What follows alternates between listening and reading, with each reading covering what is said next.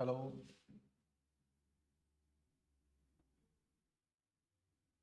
आवाज आ रही है भाई?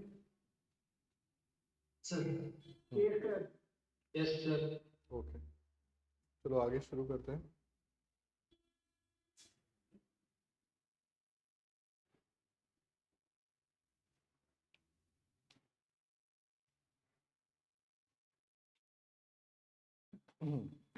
चलो भाई, पहला क्वेश्चन पढ़ो।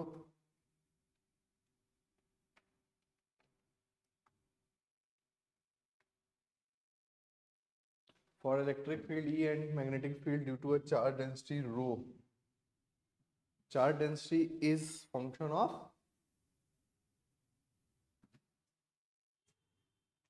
बताओ ध्यान से देख के।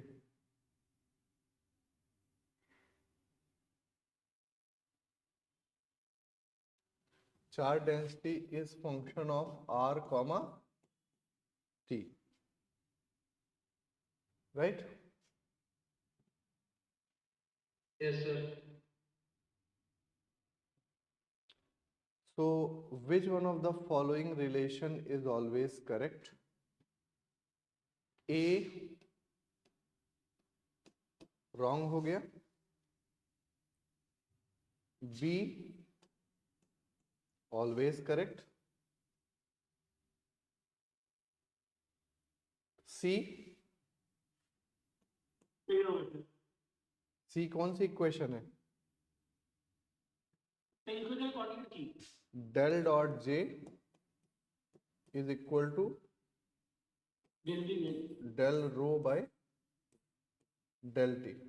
माइनस में होता है ना? यस तो del dot J plus del rho by del t is equal to 0 होता है, करेक्ट? Yes sir. तो सी तो इक्वेशन ही गलत है ना? हाँ सर। सी इक्वेशन गलत है, और डी लॉरेंज फोर्स है। Total force on a particle is equal to q E plus q v cross B. Okay,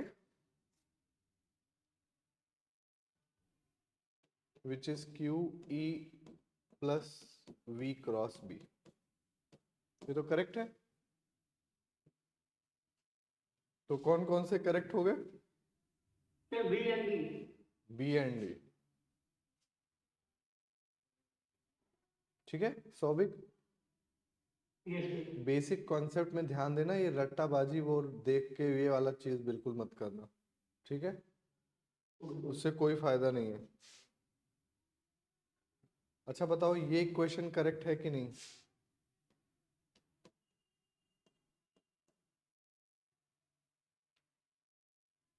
और इसका नाम क्या है?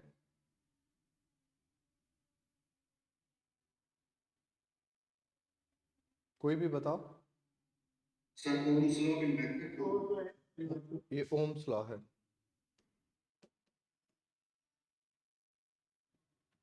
और पावर का क्या फॉर्मूला होता है?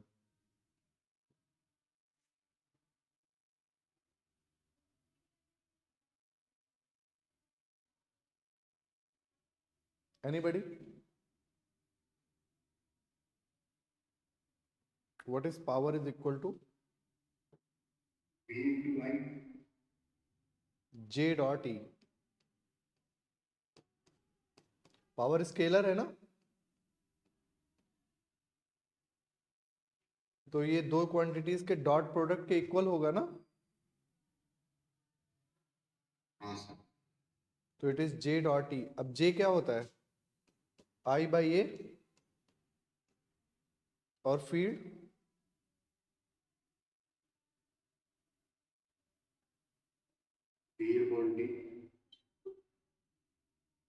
ये पावर पर यूनिट वॉल्यूम है। Okay, J dot E, J dot E is power पर यूनिट वॉल्यूम। तो देखो ये क्या हो जाएगा, V बाय D and A into D will be volume, तो VI पावर होता है और ये वॉल्यूम, ठीक है ना, तो इट इज पावर डेंसिटी। ये क्या हो गया, पावर डेंसिटी, ठीक है भाई, नोट कर लिया। Yes, sir. A steady current in straight conducting wire produces a surface charge on it. Let E out and E in be the magnitudes of the electric field just outside and just inside the wire respectively. Which of the following statements is true for these fields? बताओ भाई।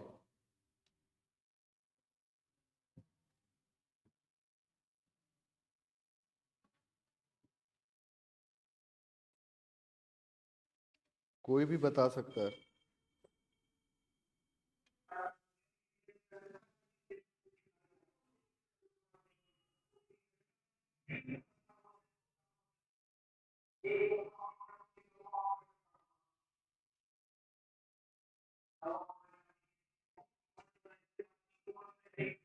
अरे आनंद झा,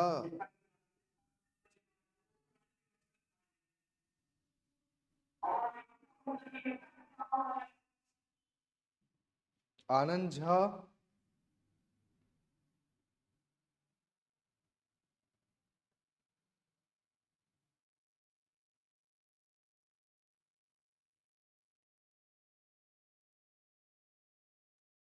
हाँ भाई कोई बताओ।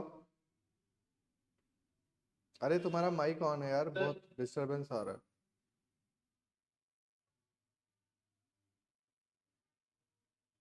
हाँ बताओ। Sir conductor है तो सर इनसाइड तो इलेक्ट्रिक फील्ड जीरो होगी, तो आउटसाइड वाली बड़ी नहीं होगी शायद। तो ये परपेंडिकुलर ले लिया तुमने, अब ये पी ई परपेंडिकुलर अबव है, ये ई परपेंडिकुलर बिलो है, ठीक है। Yes sir. अब सरफेस चार्ज आ गया है, तो E perpendicular A minus E perpendicular B is equal to sigma by epsilon nought, yes और no. Yes sir.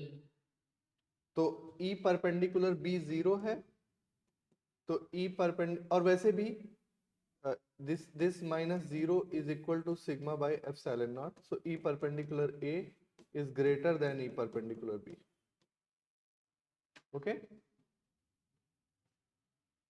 Yes sir.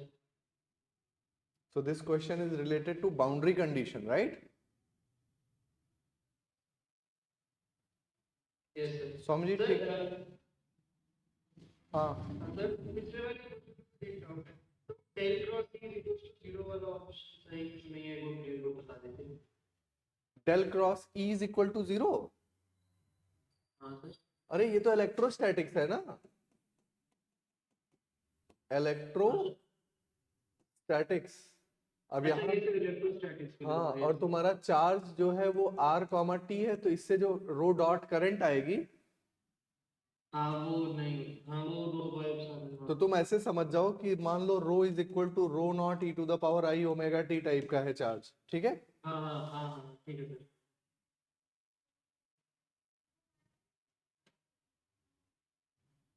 बहुत बेसिक क्वेश्चन है, ठीक है। अब देखो एकदम बेसिक चीजों पे बात हो रही है, कोई ऐसा हाई फाई नहीं ना, और ये भी नहीं बहुत पुराना क्वेश्चन नहीं है, 20 का क्वेश्चन है। ये भी हो गया। ये बताओ, a ring of radius r carries a linear charge density lambda, it is rotating with angular speed omega, the magnetic field at the center is,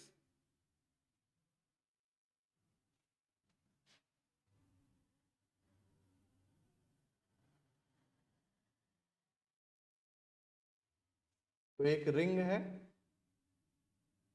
like this and it is having charge density lambda and it is rotating. We have to tell the magnetic field at the center. ये rotate कर रही है, rotate करेगी तो charge चलने लगेगा, charge चलने लगेगा तो करंट आ जाएगी, और करंट आ जाएगी तो मैग्नेटिक फील्ड आ जाएगी। यस और नो? तो what is magnetic field at the centre, किसी को याद है? अगर मान लो करंट आई होती तो, मान लो आई करंट फ्लो हो रही है तो mu naught I by 2r, और current is equal to charge upon time, charge upon time, और चार्ज कितना होगा? Lambda into 2πr upon time, t is equal to 2π by omega, तो it is lambda omega r। Is it okay और not? So b की value कितनी हो जाएगी? Mu naught by 2r into lambda omega r, r cancel, mu naught lambda omega by 2। Okay,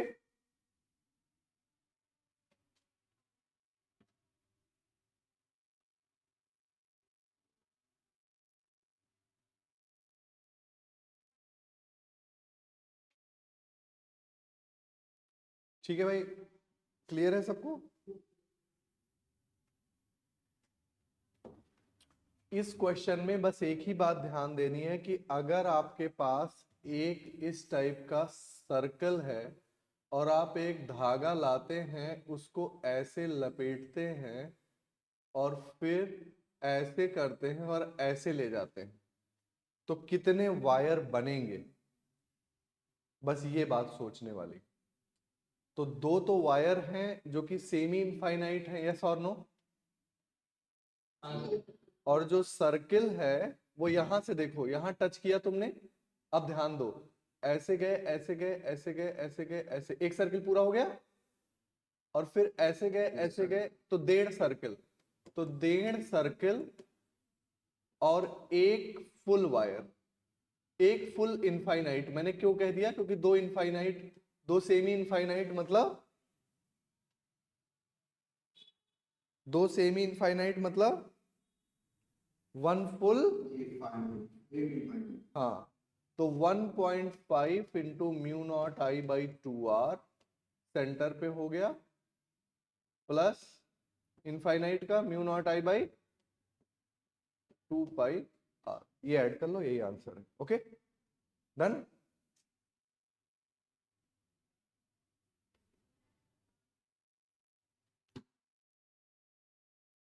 A current I is flowing through the sides of an equilateral triangle A, the magnitude of magnetic field at the centroid।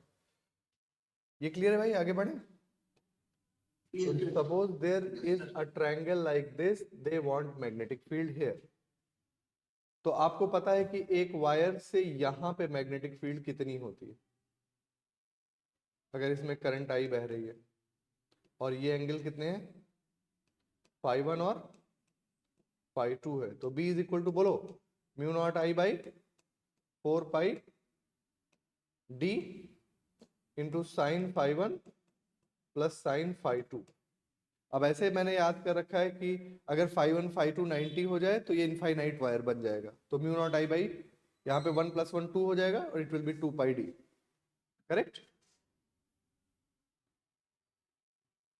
तो centroid है तो ये angles पता है, पता है कि नहीं पता है? यहां से ऐसे डाल दो, ये एंगल्स पता है कितने होंगे? पहले 360 बाई 3 कर लो,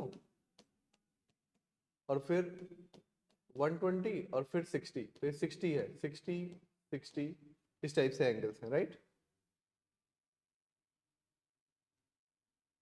और अगर ये लेंथ L है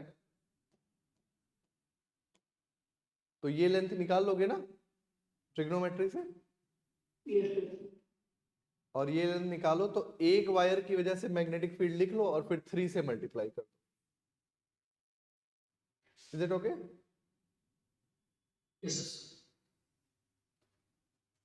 सेम ये क्वेश्चन, बिल्कुल exactly same.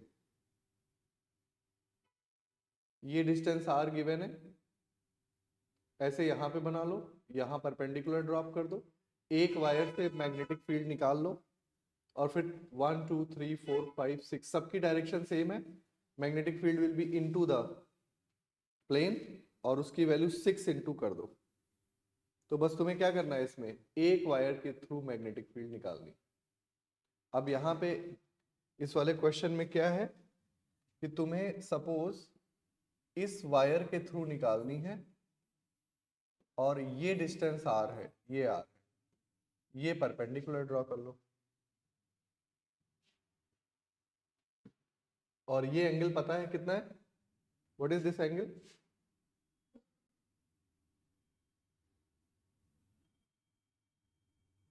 And you will need the length of the wire. Length नहीं चाहिए, परपेंडिकुलर डिस्टेंस चाहिए, ये डिस्टेंस चाहिए होगी तुम्हें, this d will be required. तो ये पता है ये कितना है बताओ,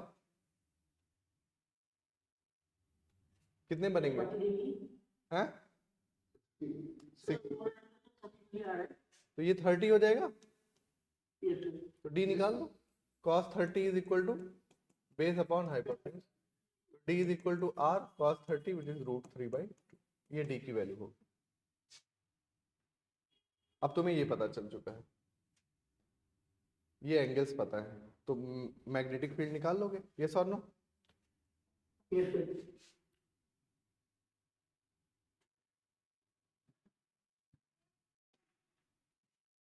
A current 10 ampere flows in an infinitely long wire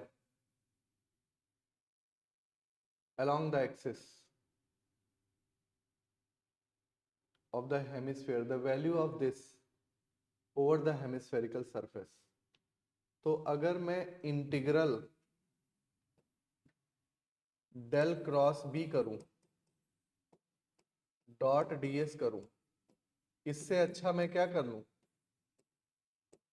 b dot dl कर लूं। मैं इस एक्सिस पे, इसके सर्कल पे चल लूंगा। सब लोग देखो समझ पा रहे हो कि नहीं?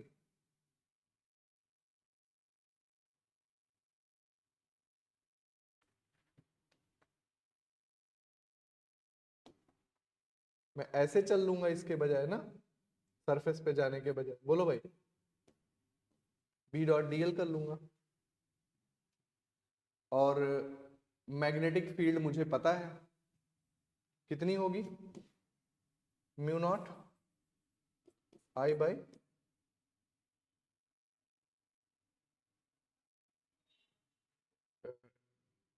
2πr।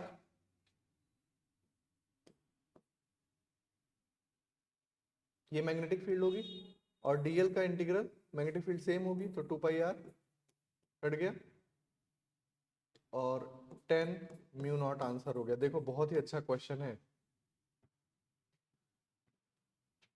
समझ आया? कौन सी थ्योरम यूज कर ली मैंने? Stokes। सबको समझ आया? Yes sir. या इसको एम्पीयर लॉ से भी तो कर सकते हैं ना, म्यू नॉट आई इनक्लोज, क्योंकि b डॉट dl इंटीग्रेशन का equal to mu not I enclose होता है, तो अंदर आई 10 एम्पीयर जा रहा है, तो 10 म्यू नॉट। हाँ बिल्कुल, एक्चुअली मैंने वो एम्पियर सर्कुलर लॉ ही लगा दिया है, mu not into I enclose, ठीक है ना, डायरेक्ट भी लिख सकते हो। एक्चुअली मेरा ध्यान बस ये था कि मैंने इसको इसमें कन्वर्ट किया, फिर ऑब्वियसली ये एम्पियर्स लॉ से ये म्यू नॉट आई इनक्लोज बन गया, राइट? मैंने उधर ध्यान नहीं दिया, मैंने जस्ट मैग्नेटिक फील्ड बाहर ले लिया, क्योंकि मैग्नेटिक फील्ड कांस्टेंट है, जब मैं आर पे चल रहा हूँ तो बाहर निकला, ये इंटीग्रल dl 2πr हो गया, सेम चीज आ गई। Yes sir.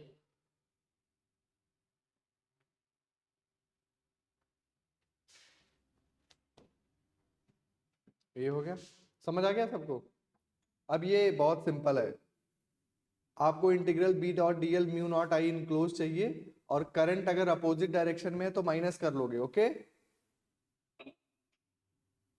ये सॉल्व, बस ये देखना है कि किस लूप में कितनी करंट है, ये तो बहुत ही आसान हो गया question.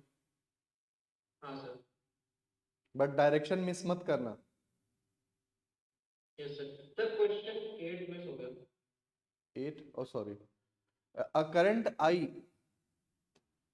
is uniformly distributed across a long straight non-magnetic wire of a circular cross section with radius a, 2 points are distance at this from the axis। अरे बहुत सिंपल है, आपको याद है ना कि एक थिक वायर से मैंने मैग्नेटिक फील्ड निकलवाया था, हाँ सर। तो अंदर मैग्नेटिक फील्ड, तो जब हम थिक वायर से मैग्नेटिक फील्ड निकालते हैं तो देखो वायर का रेडियस ए है, तो एक बार अंदर और एक बार बाहर, तो अंदर मैग्नेटिक फील्ड कितना होता है किसी को याद है? B is equal to mu not I R upon 2 pi R square, कुछ ऐसा होता है,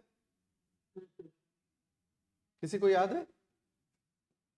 और बाहर तो पता ही, mu not I by 2 pi R. देखो R is equal to R कर दो तो दोनों सेम आना चाहिए, देखो आ रहा है।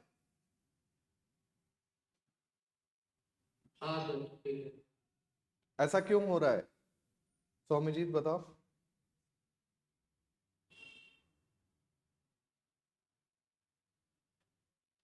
जैसे ये वायर है और ये मैग्नेटिक फील्ड अंदर है और ये मैग्नेटिक फील्ड बाहर है, लेकिन यहाँ पे दोनों मैग्नेटिक फील्ड सेम है, ऐसा क्यों हो रहा है? कोई भी बताए। मैग्नेटिक फील्ड की डायरेक्शन क्या है सौम्य जी? अगर करंट ऐसे बह रही है थिक वायर में, मतलब पूरे में बह रही है, तो sir inside the board magnetic field की डायरेक्शन क्या है? परपेंडिकुलर। अरे नहीं, फाई कैप होगी सर। ये Z है तो फाई कैप है, फाई कैप। Yes sir. तो सरफेस के ये पैरेलल है कि परपेंडिकुलर है magnetic field?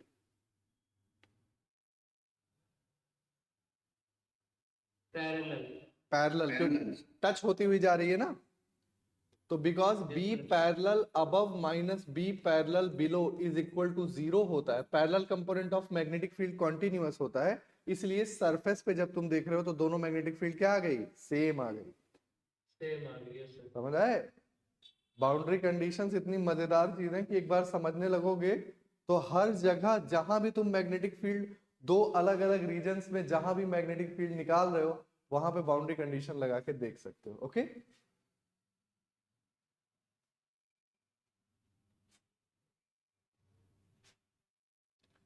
Magnetic vector potential and magnetic dipole. Magnetic vector potential, तो B इज इक्वल टू क्या होता है बताओ? Del cross A. Which one of the following is impossible magnetic field? Sorry ये तो बहुत आसान क्वेश्चन है। मैग्नेटिक फील्ड में हमेशा डेल डॉट बी को क्या होना पड़ेगा? 0 होना पड़ेगा। तो जिस केस में डेल डॉट बी 0 नहीं है वो मैग्नेटिक फील्ड पॉसिबल नहीं। Yes sir. इलेक्ट्रिक फील्ड के लिए ऐसे ही क्या कंडीशन है? एनीबॉडी? ऐसी कोई कंडीशन नहीं है, क्योंकि अगर चार्ज वाला मीडियम है तो del dot E rho by epsilon not है, अगर चार्ज नहीं है तो ये 0 होगा, बट ये कोई नेसेसरी कंडीशन तो है नहीं। ऐसे ही डेल क्रॉस ई जो है वो इलेक्ट्रोस्टैटिक्स में तो 0 होगा, बट इलेक्ट्रोमैग्नेटिक्स में ये del minus del B by del T हो जाएगा, तो there is no forced condition, right? Yes sir. अब ये एडवांस लेवल के रिसर्च में इसको भी चैलेंज करते हैं, बट पता नहीं वो इतना एडवांस होता है ना कि बिल्कुल उससे कह पाना मुश्किल है कि, मतलब जहां तक हमें पता है कि del dot B should always be 0, ठीक है? अब इसका मतलब क्या है कि monopole does not exist, right? हाँ सर। बट जैसे बहुत एडवांस पेपर्स वगैरह देखता था तो उसमें पता नहीं स्पिन आइस और क्या क्या चीज होती है उसमें मोनोपोल आ जाता है, आई डोंट नो, बट हम लोग को यही देख के चलना है, ठीक है। अब ये देखो जरा, a small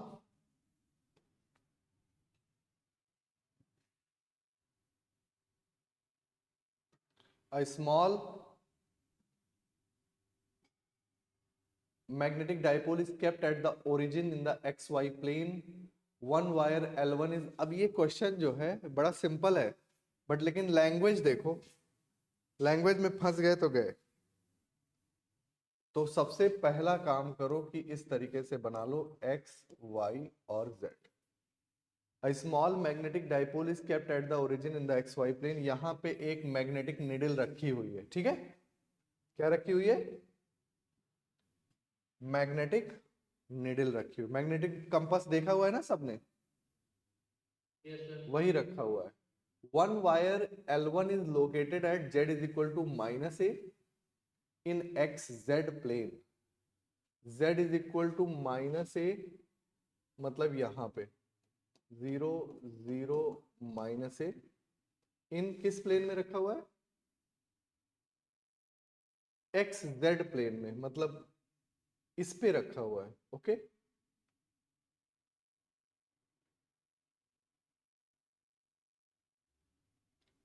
z is equal to minus a in xz plane and let the wire L2 is at z plus a, तो ये z plus a पे एक रखा हुआ है और एक 0 0 एंड 0 0 नहीं है, सॉरी,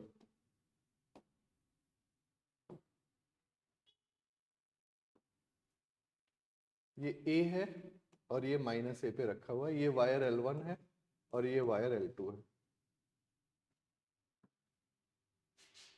एक्जेक्ट प्लेन का मतलब हो गया ऐसे रखा हुआ है, राइट? बोलो भाई, ऐसे डॉट लगा देता हूं भाई। एक्स एक्सिस ऐसी है ना, तो ये वाले प्लेन में रखा हुआ है, तो मतलब ऐसे परपेंडिकुलर है। और करंट दोनों में पॉजिटिव एक्स डायरेक्शन में, मतलब इस तरफ करंट, बाहर की तरफ करंट दोनों में बह रही है। तो angle phi made by the magnetic dipole with respect to positive X axis, तो मैग्नेटिक डाइपोल कितना एंगल बनाएगा पॉजिटिव एक्स एक्सिस से, ये बताना है। अब ध्यान से समझो बात को, ये जो L1 है इसमें करंट इधर अगर बह रही है तो यहां पे मैग्नेटिक फील्ड किधर आएगी बताओ जरा?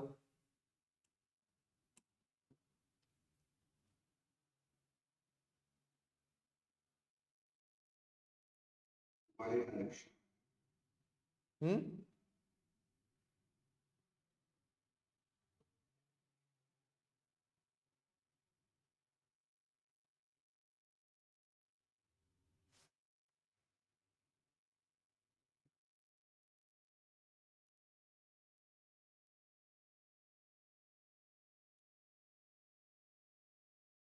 अच्छा, दूसरा वायर वाई जेड प्लेन में है।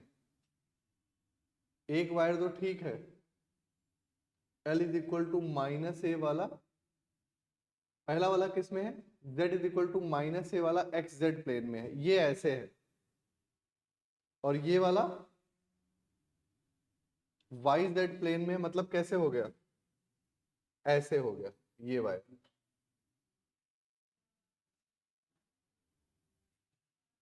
A small magnetic dipole is kept at the origin in xy plane. One wire L1 is located at z is equal to minus a in the xz plane.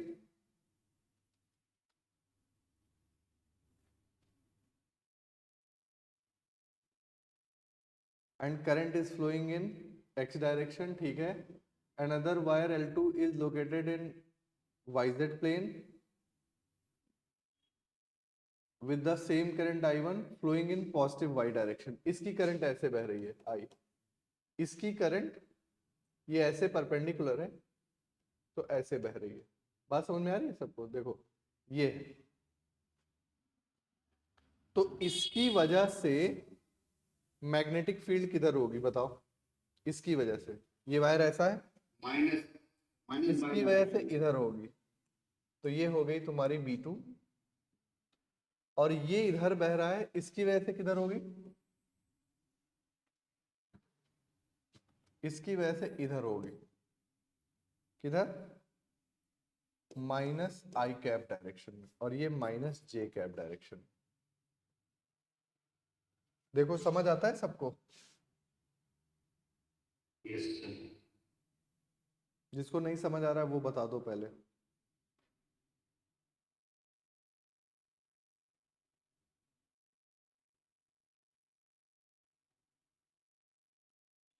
Right hand rule से देख सकते हो।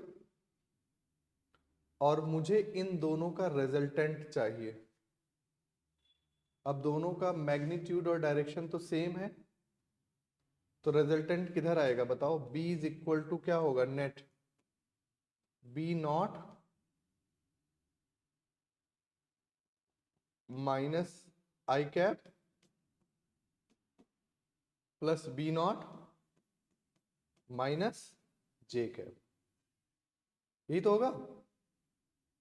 Yes sir. तो अगर x Y plane में देखूं तो कैसा वेक्टर है बताओ? ऐसा वेक्टर है। यस और नो? Yes sir. तो एक्स एक्सिस के साथ एंगल बताना है, तो ये वाला एंगल हो गया। कितना हुआ ये?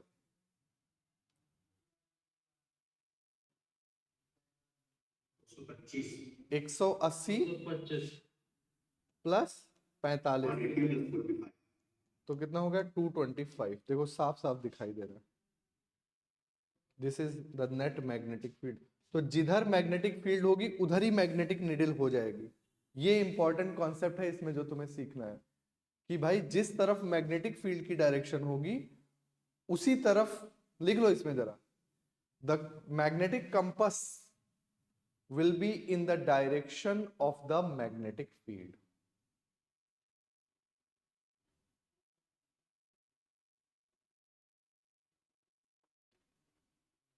डायरेक्शन देखने के लिए आप डीएल क्रॉस आर भी यूज कर सकते हो। फॉर एग्जाम्पल ऊपर वाले के लिए डीएल है किस डायरेक्शन में?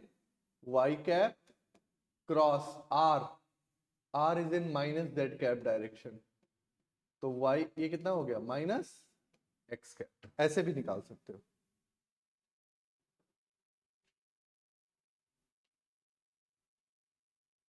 राइट हैंड अगर नहीं यूज करना चाहते तो right hand rule.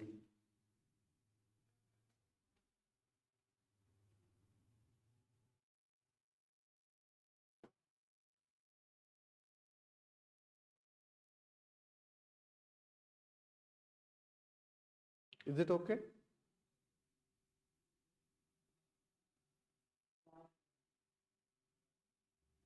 A rigid uniform horizontal wire PQ of mass m is pivoted at P, carries a constant current I. It rotates with a constant angular velocity. With the vertical magnetic field, if the current were switched off, angular acceleration of the wire in terms of B, M and I would be.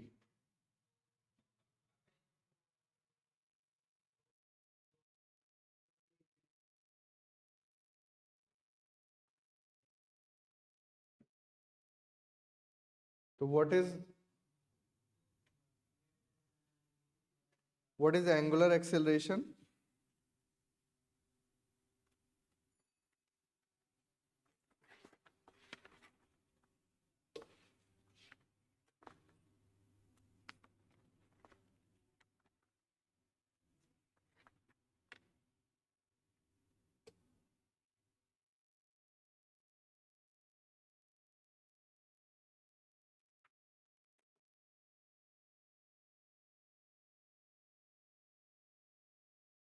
तो इसमें कौन कौन से फॉर्मूले use होंगे?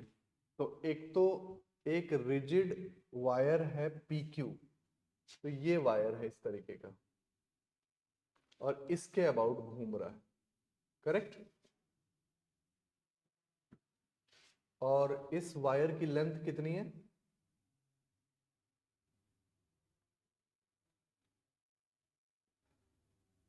It rotates with a constant angular speed with a uniform vertical magnetic field B. There is a magnetic field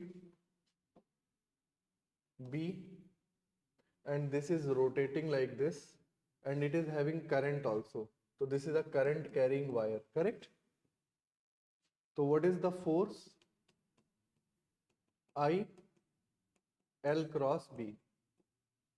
Direction is perpendicular, so it will be ILB. This is the force. Yes or no?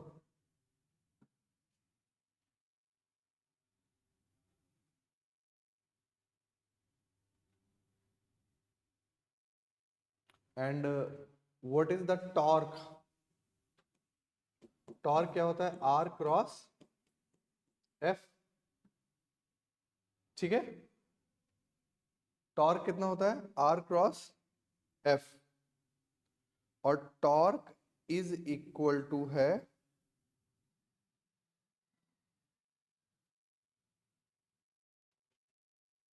Moment of inertia and angular acceleration. पहले तो मुझे torque निकालना पड़ेगा कि torque कितना है. तो torque is equal to कितना हो जाएगा? सपोज मैं इसको मान के x डिस्टेंस पे कोई dx लेंथ ले लेता हूं, राइट? dx length. तो जो dx लेंथ का मास है वो छोटा सा मास होगा. तो पहले बताओ टॉर्क कितना होगा? Torque is equal to I B into force है आई एल बी. तो आई और बी तो बाहर हो गया, और इंटीग्रल एक्स डी एक्स. ठीक है? आर क्रॉस एफ हो गया ना, तो आर हो गया एक्स, और जो स्मॉल लेंथ है डीएल वो हो गई डीएक्स. कहां से कहां तक इंटीग्रेट करना पड़ेगा? 0 से एल तक. ये पहले देखो, ये समझ आ रहा है? स्मॉल टॉर्क लिख लो पहले, that is equal to I B तो बाहर हो गया, और X D X at distance X. dx mass is rotating. तो जब ये इंटीग्रेट करोगे तो ये बन जाएगा I B L square by 2. ये टॉर्क आ जाएगा. और टॉर्क कितना होता है? I alpha. तो I moment of inertia into alpha. और मोमेंट ऑफ इनर्शिया कितना होता है रॉड का? M L square by 3. ये भी मैं इंटीग्रेट करके निकाल सकता हूं. ठीक है? डीएम इंटू आर स्क्वायर कर दूं, बस आ जाएगा. यहां से अल्फा क्या हो जाएगा? This is equal to M L square by 3 into alpha. ये कैंसिल हो गया. So alpha is equal to कितना आ जाएगा? 3/2 बी आई बाय एम. ये हो गया. किसी को नहीं समझ आ रहा है कुछ? कोई स्टेप तो बता दो.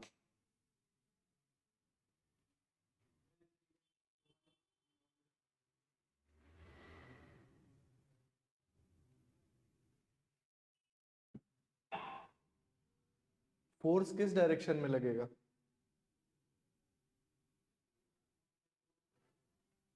L cross B,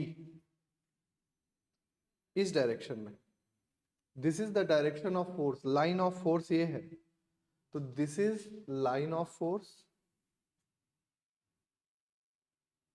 and this is the axis. तो लाइन ऑफ फोर्स और ये परपेंडिकुलर डिस्टेंस होगी. तो ये मैंने x ले लिया, और यहां पे छोटी सी लेंथ ले ली जो कि dx है, और ये फोर्स है. तो r क्रॉस f कर लिया. ठीक है ना? समझ रहे?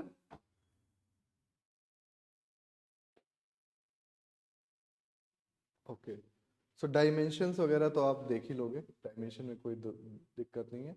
अब मैग्नेटिक वाली बाउंड्री कंडीशन बताओ. मैग्नेटिक के केस में बाउंड्री कंडीशन कितनी होगी?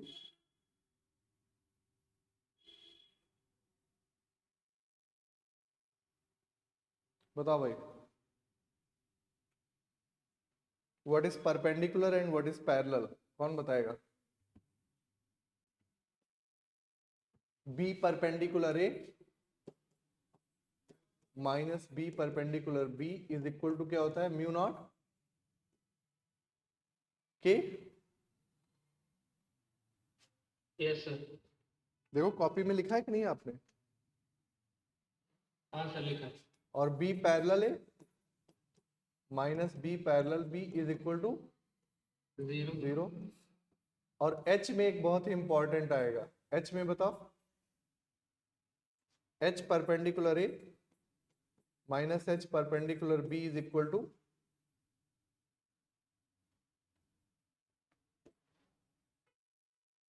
के एफ।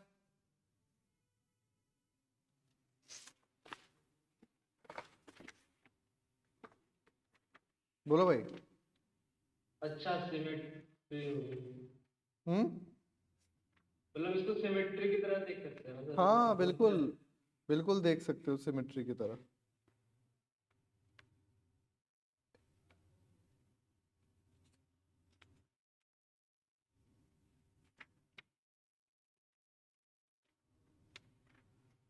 एक मिनट, ये बाउंड्री कंडीशन जो है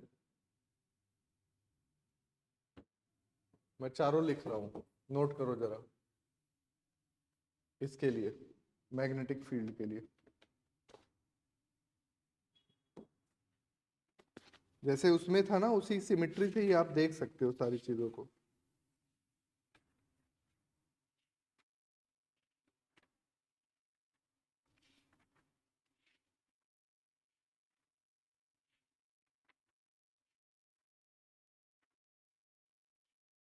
पहले बी वाली बताओ जरा, जो नोट किया हुआ है, एक जगह लिख देता हूं। B perpendicular A minus B perpendicular, उल्टा होता है इसमें। परपेंडिकुलर कंपोनेंट कॉन्टिन्यूअस होता है और पैरेलल कंपोनेंट, जैसे इलेक्ट्रिक फील्ड का पैरेलल कॉन्टिन्यूअस होता है ना, हाँ सर। इसका parallel component is equal to mu not K होता है।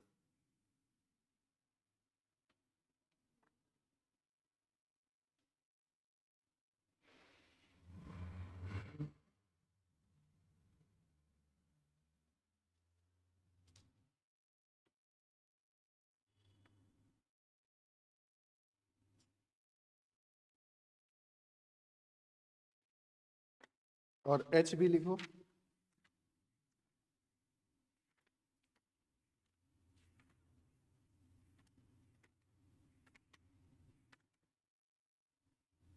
H perpendicular perpendicular H perpendicular A minus H perpendicular B is equal to minus M perpendicular A minus M perpendicular B. कुछ symmetry याद आ रही है? H parallel A minus H parallel B is equal to K F cross N cap.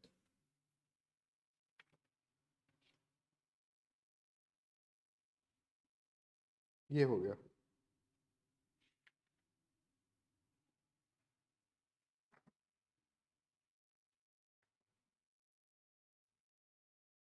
तो अगर free zero है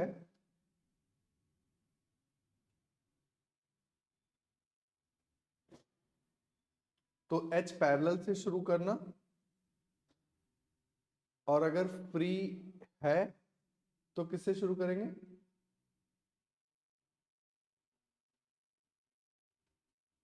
B parallel. ठीक है, चलो अब करते हैं, इससे सारा क्लियर।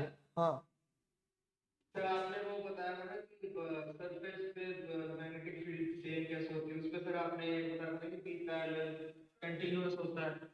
तो नहीं नहीं, बी पैरेलल वो, एक मिनट ये करेक्ट कर लो, B parallel A minus B parallel B is equal to mu not के होगा।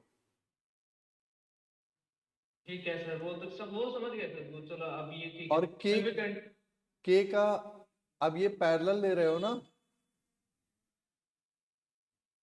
तो it should be equal to हाँ। म्यू नॉट के की डायरेक्शन देखनी पड़ेगी। इस क्वेश्चन से क्लियर हो जाएगा, देखो जरा।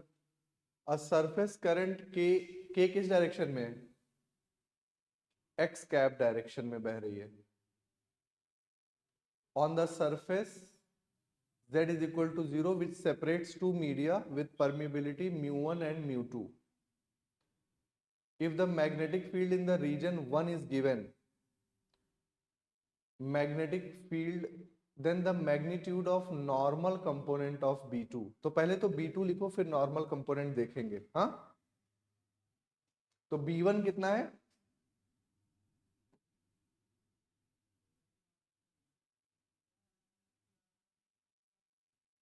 B1 is equal to 4x cap 4x cap minus 6y minus cap 6y cap. Plus 2z cap है। ठीक है, दिस इज B1।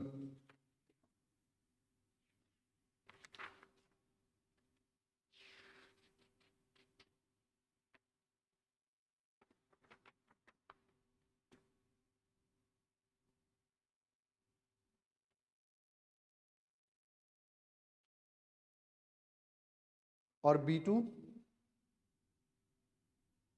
B2 को लिख लो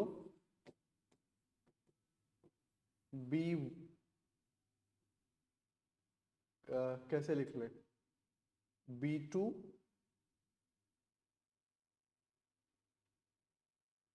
x Yes, cap x cap plus B2y y cap plus B2z z cap. मान लो ये coefficients हैं, या B1 B2 B3 लिख लो, जैसे भी लिखना चाहो। नहीं तो ये x वैक्स आके पता चले ऊपर चला जाए और तुम्हें यहां पे इसको लिख लो a x cap plus b y cap plus c z cap, ऐसे लिख लो। तो परपेंडिकुलर कंपोनेंट तो होगा कंटिन्यूअस, पहली बात। यस और no? yes sir. Perpendicular component continuous है, मतलब a की वैल्यू, परपेंडिकुलर कौन कौन सा है? a और b। भाई ये शीट कैसी है? z इज इक्वल टू 0 है, तो इसके परपेंडिकुलर, इसके सॉरी, तो सर जेड के बोल से अरे उल्टा लिख दिया, सॉरी। ये शीट है ऐसी, z इज इक्वल टू 0, तो इसके परपेंडिकुलर क्या है? इसके परपेंडिकुलर z है, तो सीधा सीधा c की वैल्यू कितनी हो गई? 2 हो गई। Value of c is 2। और जो पैरेलल कंपोनेंट है उसकी वैल्यू कितनी होगी?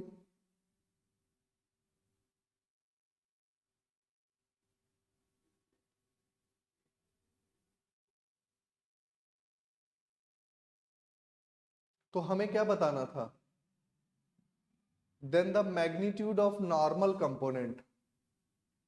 तो मैग्नीट्यूड ऑफ नॉर्मल कंपोनेंट कितना हो गया? 2 हो गया। बोलो भाई। yes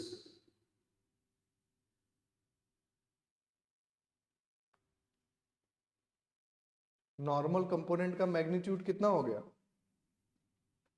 2 हो गया। 2 हो गया, खत्म। क्योंकि परपेंडिकुलर कंपोनेंट इज कंटिन्यूअस।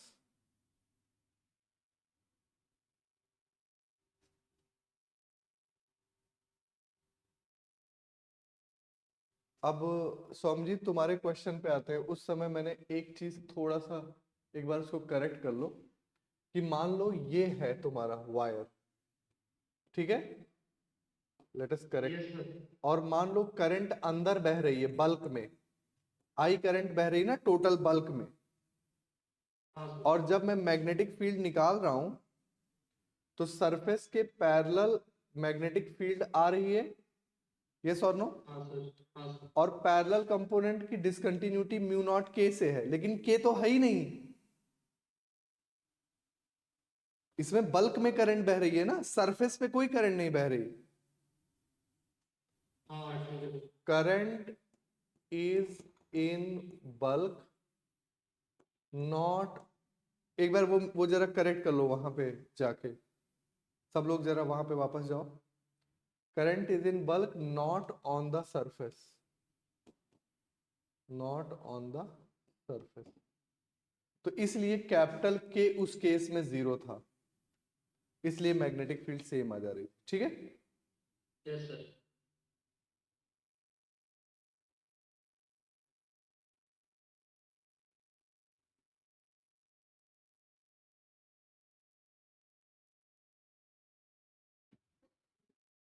और ये 3-4 क्वेश्चन इसके करेंगे हम लोग motion of a charge particle के एक साथ। अब ये जरा देखो, a small bar magnet is dropped through different hollow copper pipe tubes with the same length but inner diameter will vary. The variation in time t taken for the magnets to reach the bottom, ठीक है?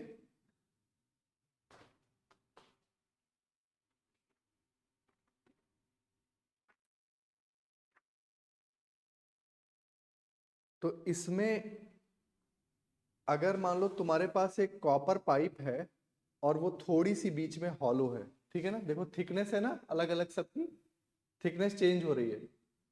तो जब thickness of copper pipe को तुम बढ़ाओगे, the variation in time t to reach the bottom, तो होगा क्या कि जैसे जैसे तुम थिकनेस बढ़ाते जाओगे टाइम धीरे धीरे बढ़ता जाएगा। क्या होगा?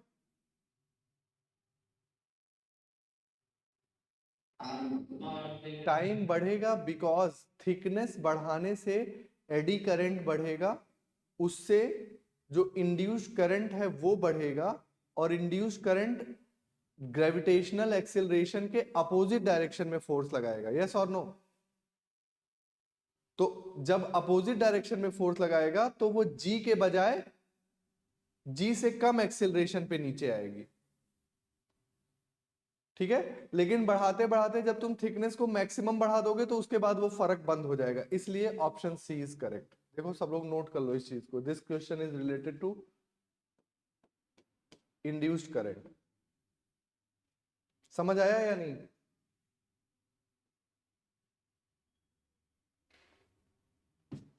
बोलो भाई। हाँ सर ठीक। मान लो तुमने कुछ थिकनेस लिया और इतना टाइम लगा, यहां मेजर कर लिया, फिर तुमने थिकनेस और बढ़ाया, टाइम और बढ़ा, फिर तुमने थिकनेस और बढ़ाया, टाइम और बढ़ा, ऐसे ऐसे बढ़ाते गए, थिकनेस और बढ़ाया, टाइम और बढ़ा। ऐसे देखो, थिकनेस ये था, टाइम इतना लगा, थिकनेस और बढ़ाया, टाइम और ज्यादा लगा, थिकनेस और बढ़ाया, टाइम और ज्यादा लगा, थिकनेस और बढ़ाया, बट जब पूरी ही थिकनेस हो जाएगी तो उससे ज्यादा तो होगी नहीं, right? So that's why it will become constant, उसके बाद वो उतने ही टाइम में गिरेगा।